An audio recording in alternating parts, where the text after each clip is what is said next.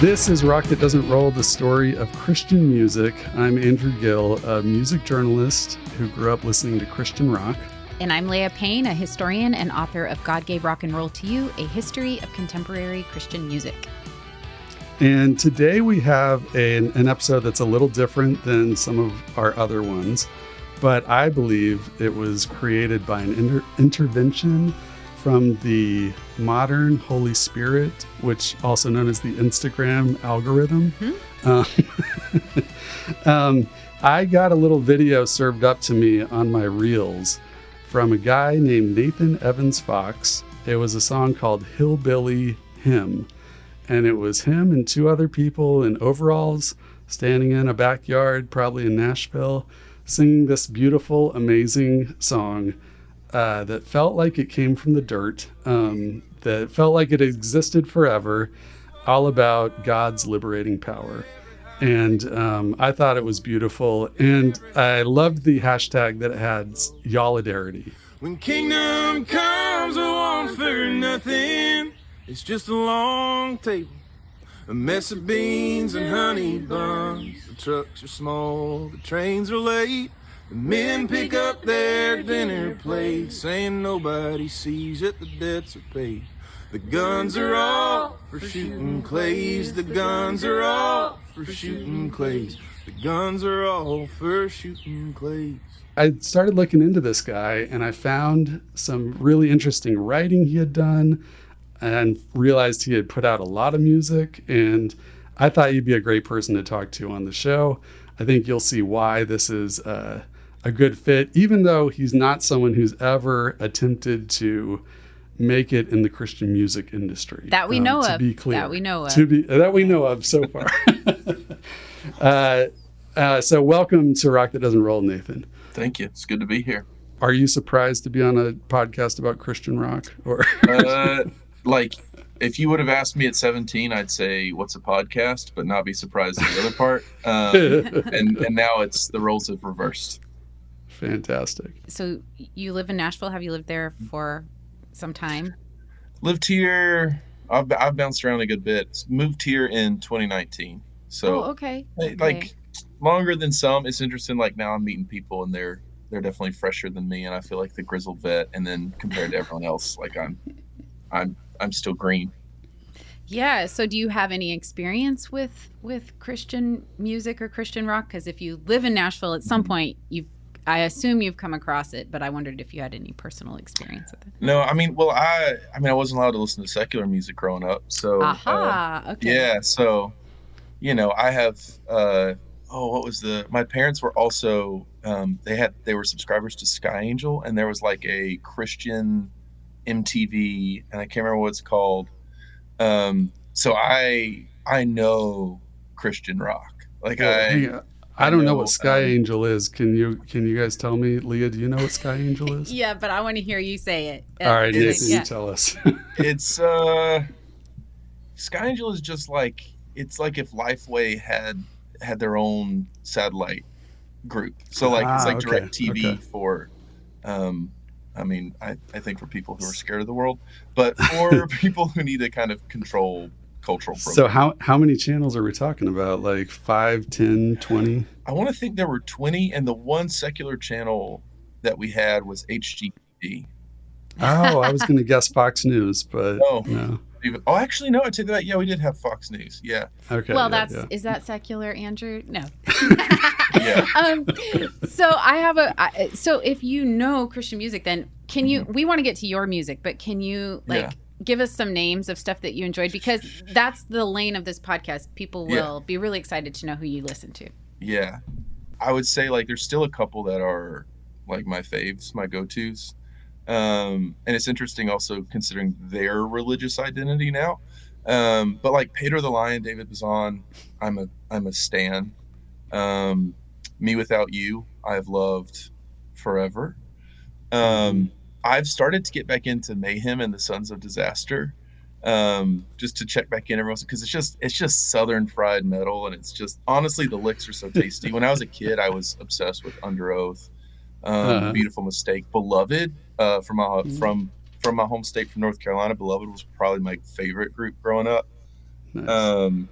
And then like the first show I ever went to was early before he even had the record that still gets the first record that gets national distribution was early John Mark McMillan, and folks from that little scene in Charlotte. And I've got like family connections to that whole Morning Star crew anyway. So like my really niche one that I really, really loved was this guy, Mark Mathis, and he kind of became the band Public Radio, but his very first record, which was Mark Mathis Public Radio, is to me like what Southern music should sound like, period. And then it happens to have like a lot of Jesus kind of smeared on top. They wanna see you beg.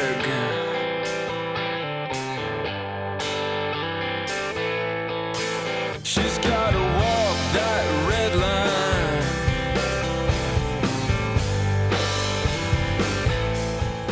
That's great. Yeah, you went a little beyond my depth in some of those micro That's niche impressive. genres. So yeah. Yeah, because Andrew has a very, very deep well of But I started out at the same place with you. Pedro the Lion is my number one, and we had a great episode with Dave Bazan on our first season of this podcast. Oh, nice.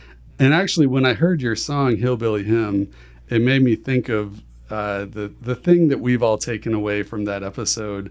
The thing he said on that really affected us was to be the Billy of your own hills. You know, everybody's a hillbilly, and you should be the Billy of your own hills. And that's what he's trying to do in his own life with his new projects, trying to just admit Christian rock is the music that he grew up listening to, and it's going to be a part of him no matter what. And so he should just own it and not try to pretend that he grew up listening to Fugazi from the age of 9. You know, the seasoning's in the pan. Like I can't. Yeah. I'm not going to scrub it clean. That's just how you get rusted out. So.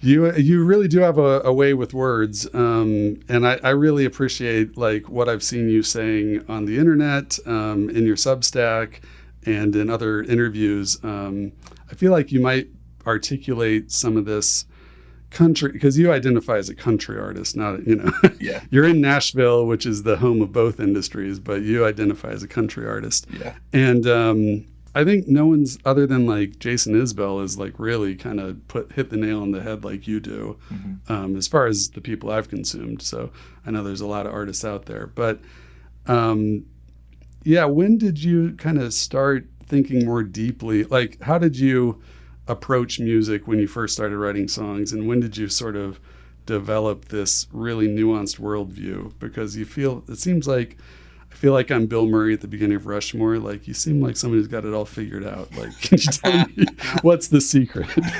I'm a good actor. So I don't even know where to begin to unspool that big ball of thread. Well, I've heard you say that you grew up playing violin with your family in worship bands. So I grew up in a very kind of not like, I haven't found anyone create a kind of representation of the kinds of religious communities that I grew up in.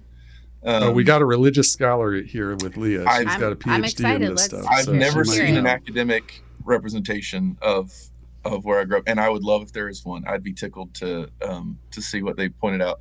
But it's basically like I grew up a kind of offshoot of like the Jesus movement. So kind of like I skipped all of the like cool and hip, like evangelical or like proto-evangelical stuff.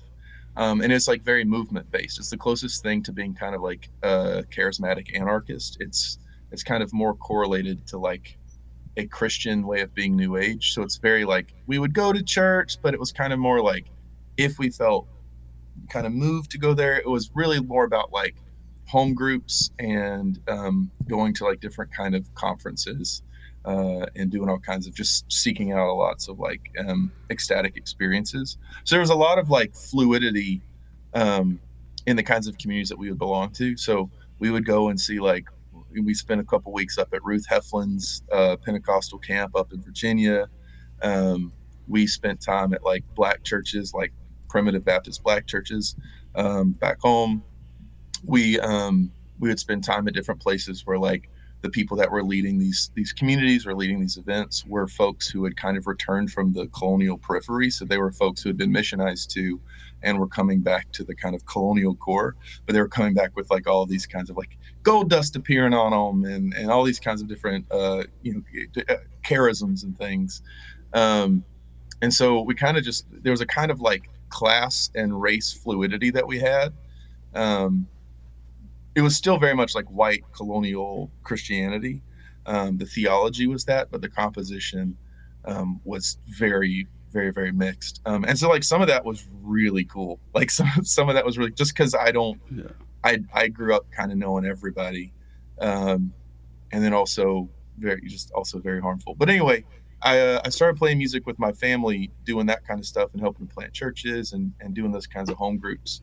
Was there a name for the group that, did it have was it known by any name or anything? It was, I mean, we're just non-denom charismatic. There was no group. So like, just kind of, it's super fluid and nebulous. And we were kind of like organic networks. Yeah. Okay. Like spirituality was kind of a meme and you just kind of found the next meme. Wow. So Leah's going to have an academic paper on this group and two. No.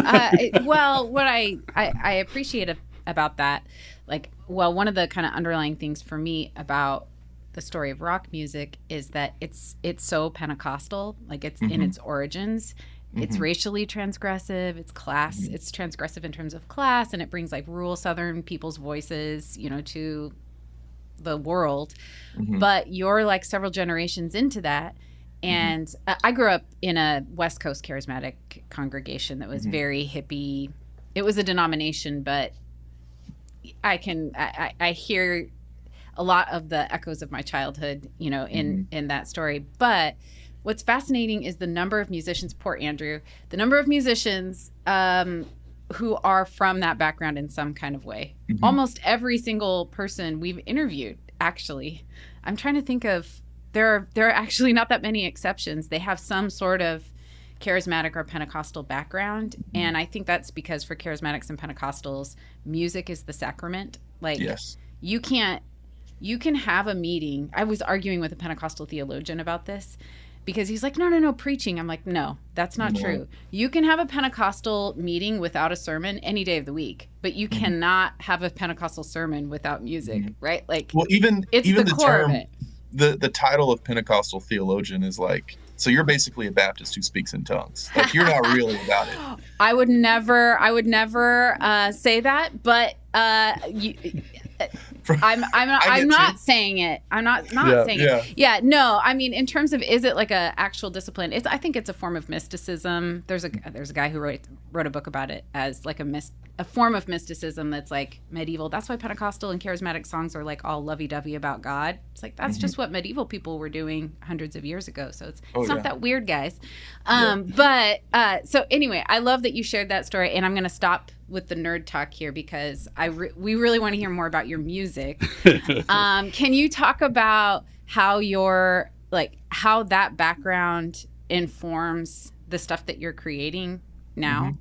Yeah, because I know you traveled around with your family, right? Kind of planning churches, playing music. You were on violin at first. Yeah, I mean, it does and it doesn't inform things. I think, I do think there's something to be said that, I think when folks that kind of do the history of music look back in 20 or 30 years, they'll say, the thing that probably sustained a lot of the arts through all of the defunding and attacks on the arts that we've seen has been the church, which is very complicated. But, so I think, really, I just got a chance to, get a lot of reps in. And especially being in that kind of very anti-hierarchical, in those kinds of very anti-hierarchical communities, I could be 7 years old and have a prophecy, and I could be 7 years old and sing, and I could be 7 years old and play violin with the worship band. We were part of churches every once in a while. And one of the churches that we were part of that my mom really loved, she was in the worship band, and the pastor, literally, if you could play guitar, you were in the worship band. So he would release these cassettes of live tapes of our worship service, and there would be literally 4 or 5 acoustic guitars strumming in the background. It's total chaos. Don't recommend it. And I don't like that man, but I really like that as a principle of like everyone's welcome to participate in that sacrament, like you were saying. And so like I think music for me was just kind of like a way to get my reps in and to kind of feel like I had some real buy-in and some equity. But the sound that I have is not the sound that I grew up with. Like the sound of the worship that we had, because once again, it wasn't like the cool hip stuff. It was the Jesus movement stuff. So it was kind of all like Keith Green adjacent. And it was, so like, it really ends up being like knockoff, like Elton John, knockoff Fleetwood Mac, knockoff Barbara Streisand, but about the Lord. So like, I kind of hit a point where, like I used to get caught listening to Shania Twain on the radio and would get in trouble. And I grew up like, I grew up in Western North Carolina. And so like I'd go up to my mama's and you would hear bluegrass and gospel all over the radio. And so like, I just kind of, these things were like literally in the air.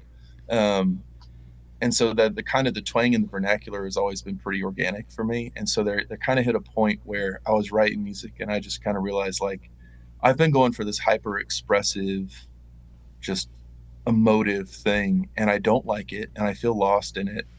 And I started thinking about like what it is that makes me feel grounded when I play it. And it's country. And I realized that like, it was so natural. It was the most organic thing I'd ever done. And so that kind of in a way like also tracks on to my experience of like being a fundamentalist charismatic Christian, that had like, I will never go back to that, because it was about sustaining so much dissonance. And so like the more that I lived into my creatureliness and not the kind of like forcing myself to be this kind of religious zealot, the more like country music was also the same experience, like coming into the thing that just felt natural to me, that felt in my body, that felt in my kind of cultural register, and then just starting from there. Well, I hope your tenants make methane chain smoke. Got a herd of cats ain't ever get trained. I hope all your children grow up to call you by your first name. Well, it'd be mighty nice to see you get right, but you chose a role you'd hold, so I hope trouble come and find you. Yeah, and I've heard you mention that, you kind of left the religion of your childhood early in college, right? And so as you started making music and changed your religious affiliation, how did that affect your belonging in that community and your family and stuff like that? Was it tough or? Yeah, I mean, yeah. Yeah, I mean, when that's the home base for you, like chill people don't grow up in what I grew up in. It takes, when the whole point is to be quote on fire, and really that just means that you are kind of like neurotically obsessed at all times with the kind of like heightened passion for experiential Christianity. Like it's hard to just be chill about anything, like just to be emotionally chill, to be kind of neutral. And so, leaving that is feels like a real, it is a rejection. And I would reject it again and again. I'm not necessarily, like I'm fine with people talking in tongues and all of that, but the kinds of like community dynamics that came up around that ain't worth it.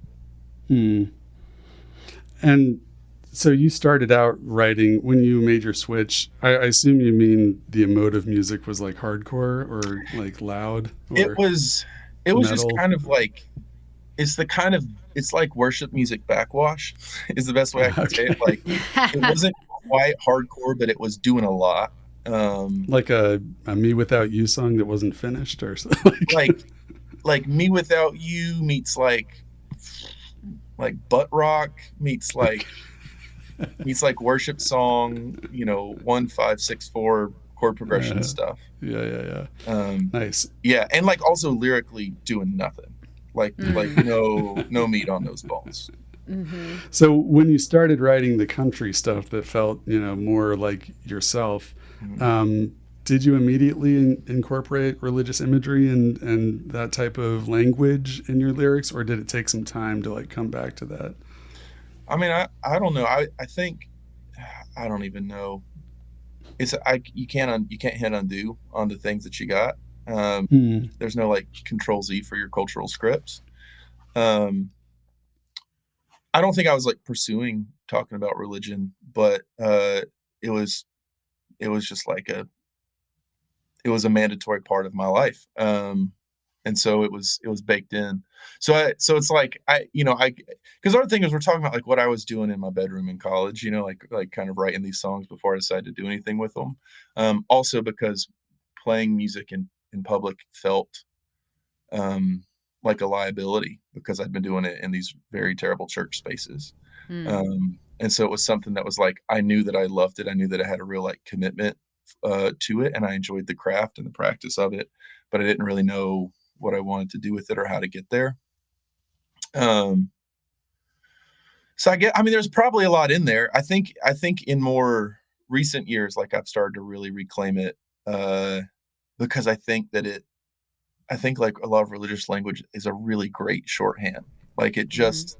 it can communicate so much in just kind of one little poetic phrase. It brings together like community and psychology and wish and grief and hope and all these things with like I say the word jubilee and like that means something so vast and so rich, and it's also something that like I could hear my grandma saying to me. Yeah, that's right. I'm thinking about that in terms of also the kind of like country has like a certain lane or a window for using that type of language that maybe doesn't get utilized in the big hits as much. Hmm. But of course, there's a long history there. And I'm kind of wondering if you, like, what the transition was from writing those sort of, what did you say, butt rock and uh, backwash worship music Yeah. into country. Did you feel like, I think I'm hearing you say that you felt like you, because so when I think about the worship music, I think about it as kind of homogenized because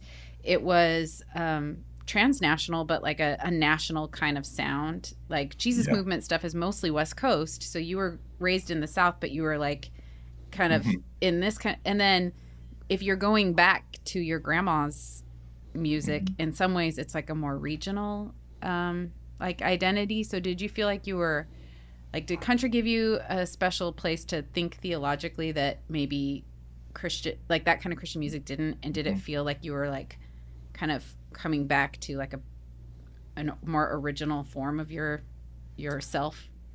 So what I have always admired most, and I think I needed it for the longest time until I fully, because I went back into being Christian, and it's been like this whole kind of thing, um, is that country music, the things that I love about country, and I think country at its core is music you would never hear in church.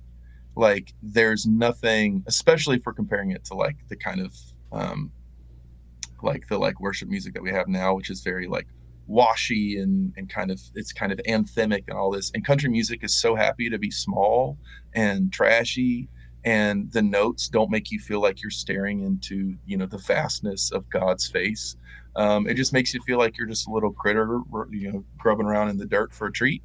Um, and so country music was always a kind of um,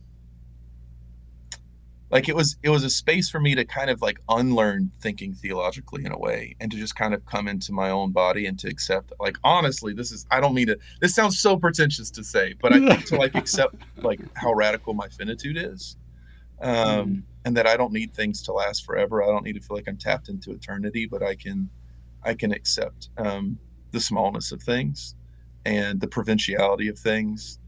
um and so yeah, so that's what I think country music for the longest time kind of offered for me. Hmm. Like you hear a banjo and you're like, you'll never hear this at Bethel Music.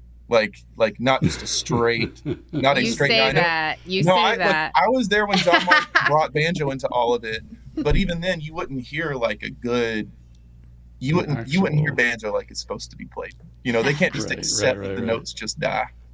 Yeah, that's true. That's true. Yeah. I'm thinking about I don't know if I want to steer this conversation in that direction. But we had a friend of the podcast, Kelsey Kramer McGinnis.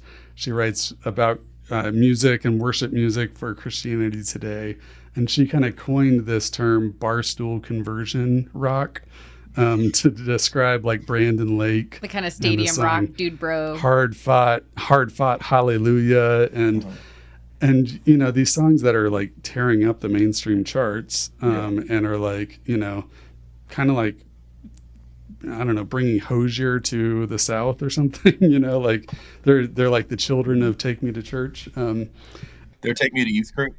Yeah, exactly. Take Me to Youth Group.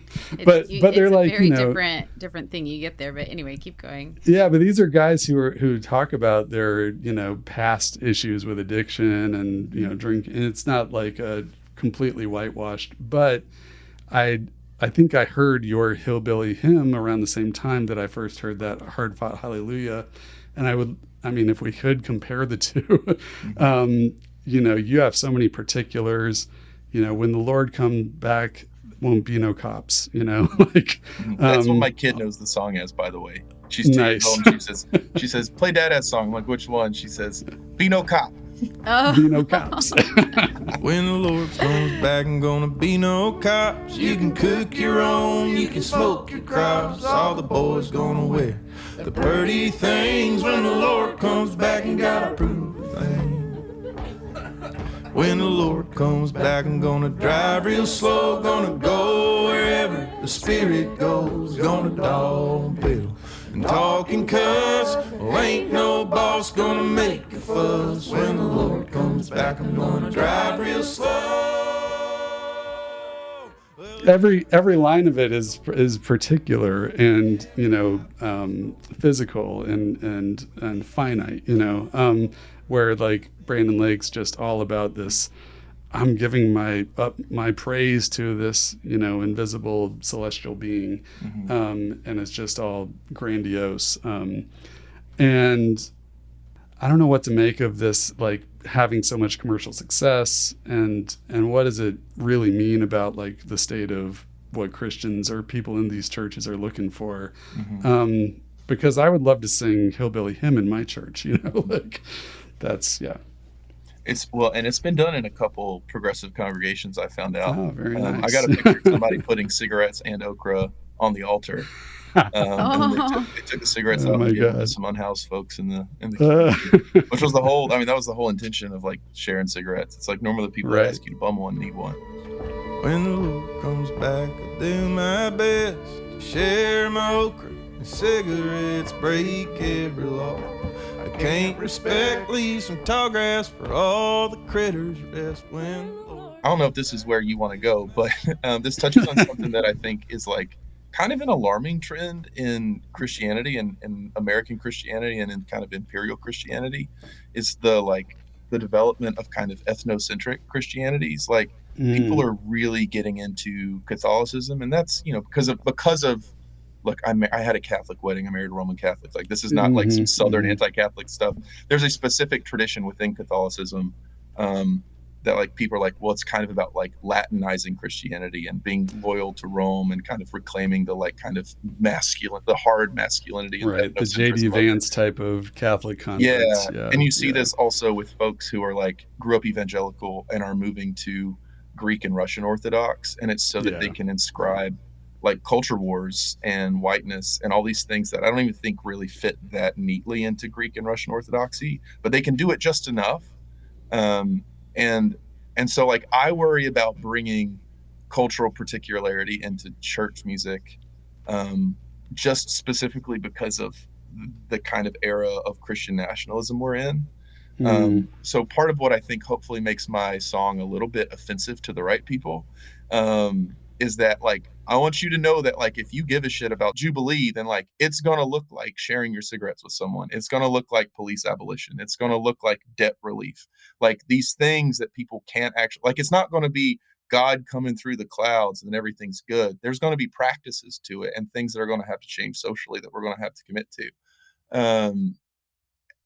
And that's what I hope is like kind of communicated is like these things will be very particular and concrete for them to be realized. Mm-hmm. What I'm worried that, like, I don't think my song will necessarily do it because it just comes right off the top about here's the commitments. But like, I don't want people to be like, well, Christianity's about trucks, and it's about kind of reifying and kind of like making these little parts of these little accidents of American culture essential to Christianity. Rock that doesn't roll. Podcast to you, and we could not appreciate it more. Yeah, so for those of you who may or may not know, this is a work of love. This is a project that comes from the heart, and so we rely on funds from dedicated listeners like you all. Thank you so much to the people who've already decided to give. It's actually, I don't know, it warms my heart. I don't know how you feel about it. Andrew, you were raised Methodist. Is your heart strangely warmed by... Yeah, just call me John Wesley over here. Yeah. No, it's the thing that, is required to make the show. We are still not really paying ourselves a fair wage, but we are offsetting some of the lost potential earning time that we put into this podcast. Yeah. So if you do want the show to continue existing, we do need listeners to support us. And, if that's not financially, you can tell people about us. You could share us on social media, do all other things. But we would love this to be something we can dedicate a lot of time to. But, we have to provide for our families, and we do not each have trust funds. I don't have a trust fund. You don't have a trust fund, do you, Leah? No, just no, checking. Yeah, sad yeah. to say. Yeah. So there's no other funding other than you guys right now. So yeah, we appreciate all the support. And if you are able to give, just know that you are helping us make the show for someone who can't afford to give. So we helping really us bring stories to light that would not otherwise see. Yeah, because there's really, if you think about other like commercial outlets, like there's not a lot of places that would see the commercial upside to making this show. Yeah, because that's right.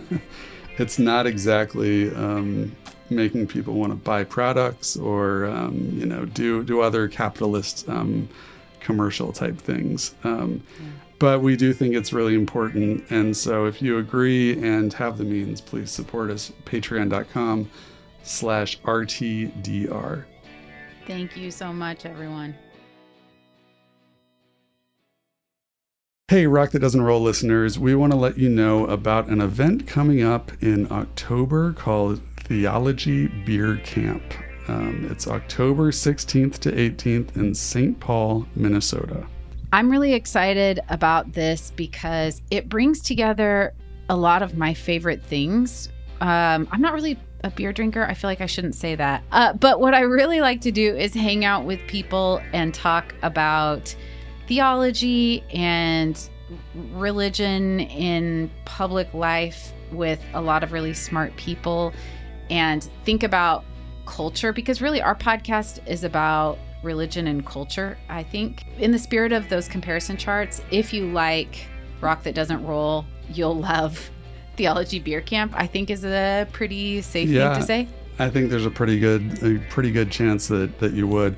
The thing that we want you guys to know is that if you register for this event, which is October 16th to 18th in St. Paul, Minnesota, use our code RTDR and you'll get $75 off your registration. What a deal. Again, use the code RTDR and you'll get $75 off registration at Theology Beer Camp 2025. TheologyBeerCamp2025.com is also the URL where you can go to register. I am glad you took it there, because one of the things I like about the way you talk about this stuff is that maybe it's your upbringing, interacting with so many people of different backgrounds, but you bring some, and this is where, as three white people, I know we have to be very careful as soon as we talk about whiteness as an identity, you know. But realizing that there is a culture there, it is a thing, you know. It's not just the baseline. It's there are things that are whiteness, you know, and I don't know how I want to land this, but like I've been obsessed with Ireland like ever since I went there, you know, a few years back, and the way that Ireland has been reclaiming its native language and has been in solidarity with people all around the world who are colonized, and doing it as, you know, obviously there are portions of Irish history that, you know, are marred by racism, and there's even current day events happening in parts of Northern Ireland. But so they don't have it all figured out. But there is a interesting way of like realizing that you have an ethnic identity as a white person, you know, and not like trying to use it to quash out all other identities, you know. But so I think I this is something that I actually push back on a lot. I think it's because Okay. I'm Southern, and so I know that like when my family moved here, they put blood down on the South, on the Confederacy. Like they have blood down on a cause that I hope just can run off and get lost. Like like go on get. You don't need to come back. Even though it's the South has unofficially risen again. But like I think that like when I look at the history of country music and what I think country music has done well, it's that, and I think 9/11 killed this. It's that you could have an identity based around class. I think that whiteness erased in the U.S. erased like ethnic identity. Like it took our mother tongue. I think James Baldwin is like really keen on this, where there's this kind of lostness that everyone in the U.S. feels through like the erasure of the Middle Passage, through settler colonialism and the displacing of people from their land, and through the ways that like America just steals your identity and tries to erase your roots. And I think that class was the thing that for the longest time we could hold to, because there's a history of struggle, and there's kind of solidarity in class.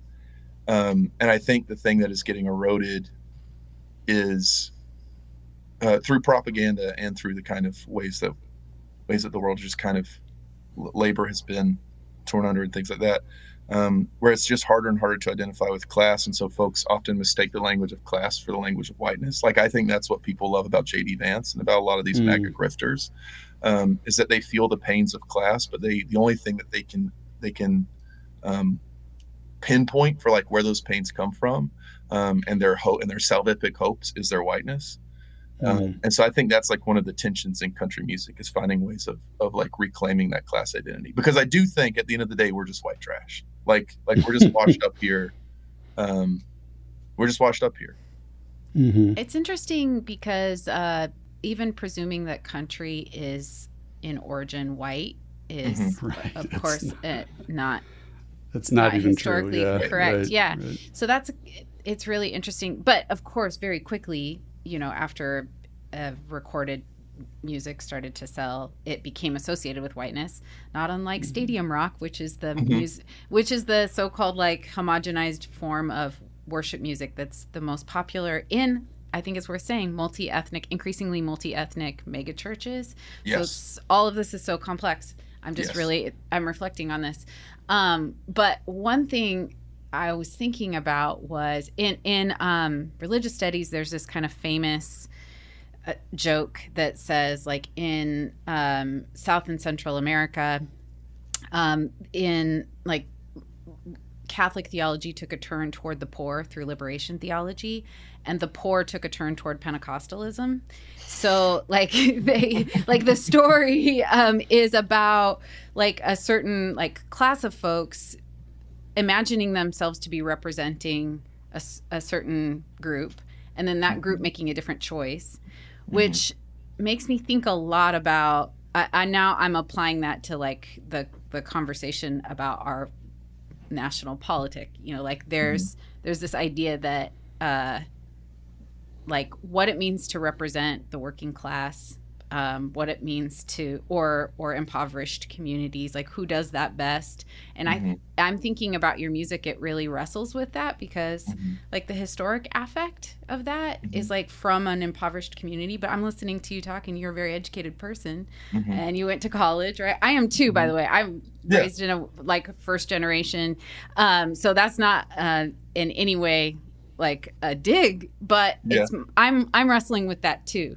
right? Like how do you, and so I'm just curious about how, like when you talked about the music, your music being used in a church setting, I'm guessing it was a mainline congregation where the average education was a master's degree, if I had to guess, and overwhelmingly white would be, but your music is like aimed at something like, I don't know, kind of apocalyptic, like the hope of it is this coming kingdom. How do you wrestle with all that? It's a lot.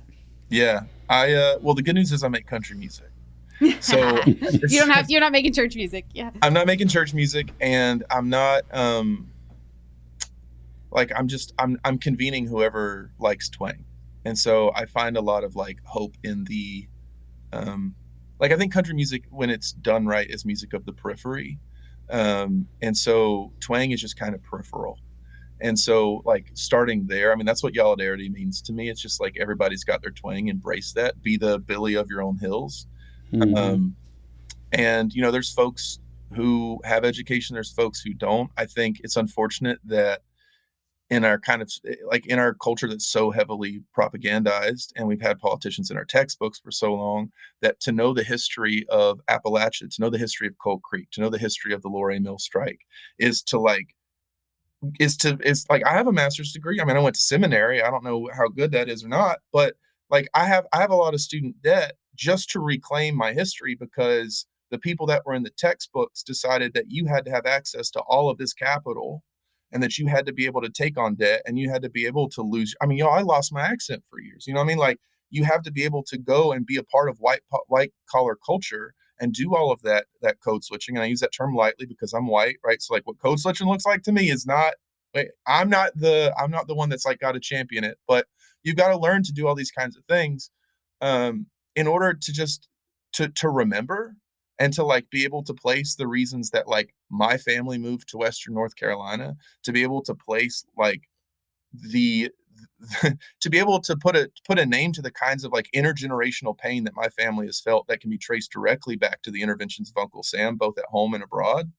And I think that's one of the traps that we get into. And I think it's something where liberals tend to go wrong a lot, is that they think of this as a problem of intellect. And I think this is a problem of access and of capital, and of intentionally created scarcity. So I also wrestle with this quite a bit. And I also don't, I mean, to also get back to this point, I mean, white folks are not going to be, I think being a white musician that cares about class is about dividing whiteness and not about championing class. Like I'm not the vanguard of poor folks. I'm not the vanguard of folks who care about class consciousness. But I'm not going to let my accent just be ceded entirely to folks who want to grift, and want to grift on everybody except for, you know, the very tippy top.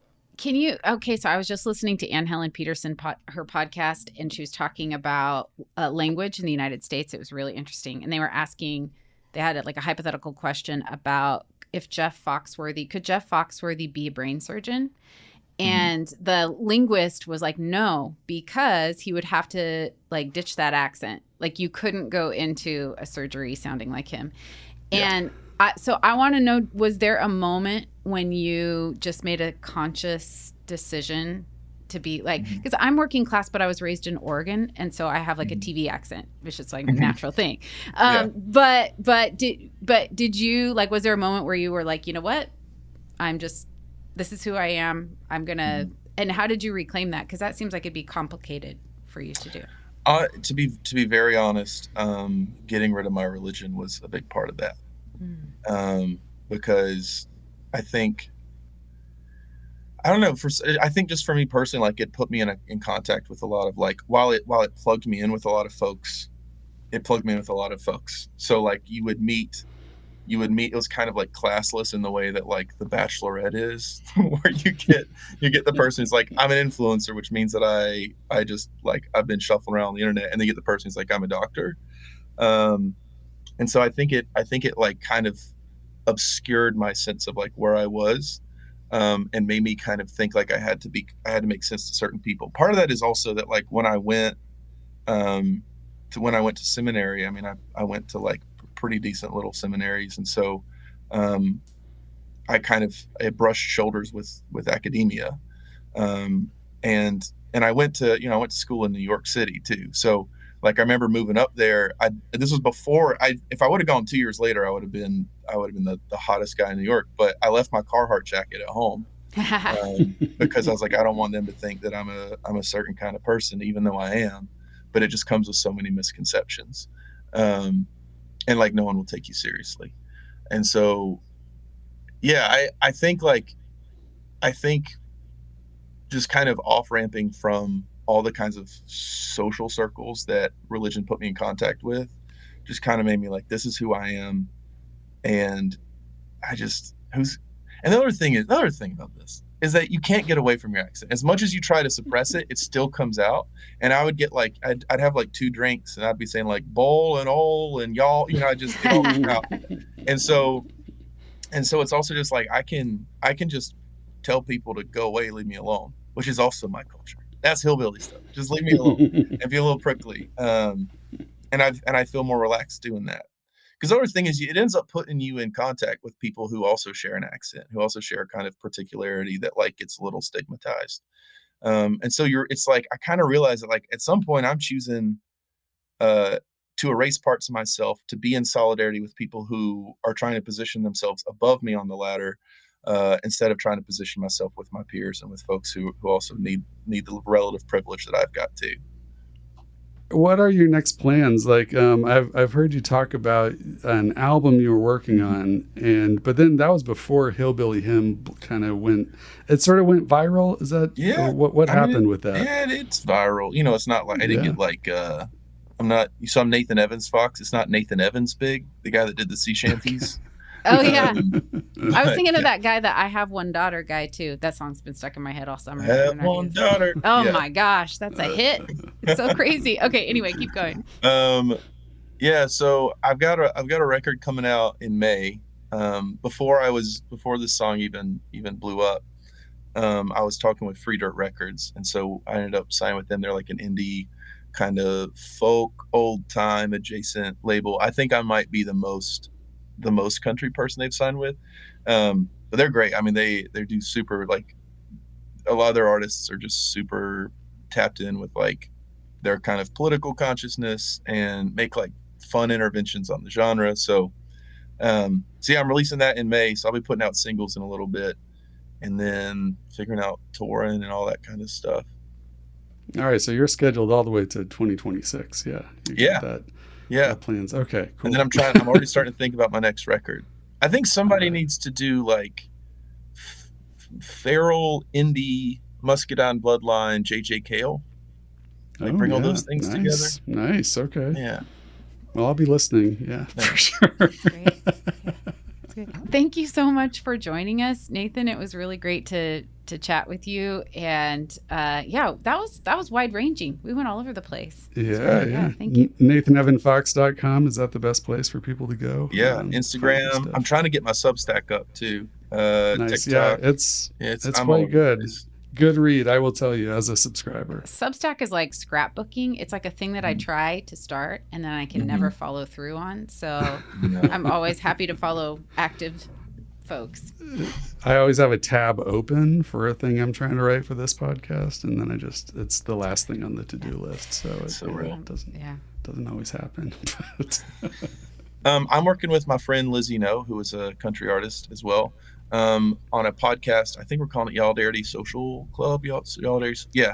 And we're just trying to talk about working musicians issues, and trying to get working musicians together and get our heads together, so that we can be in solidarity with one another and have fun together, and also be in solidarity with folks who need it right now.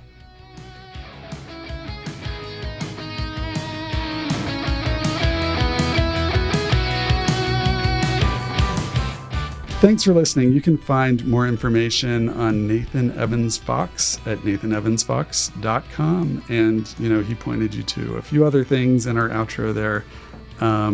We can't thank him enough for coming on, and hope that he gets at least a few new listeners from this. I hope so too. And you can find us on Substack and Instagram by searching Rock That Doesn't Roll. And of course, you should give us a rating and review on whatever podcast app you're using to listen right now. Rock That Doesn't Roll is an independent publication supported by you, the listeners, hosted by the Public Radio Exchange, aka PRX. Our original score is by Jim Cooper of Infomercial USA. I'm Leah Payne, my co-host, and the show's producer is the one and only Andrew Gill. And remember, rock all you want, but watch it when you start to roll.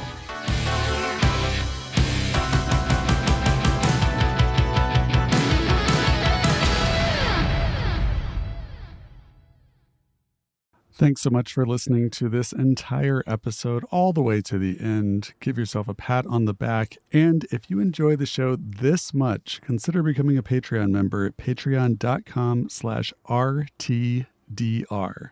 Thanks so much. From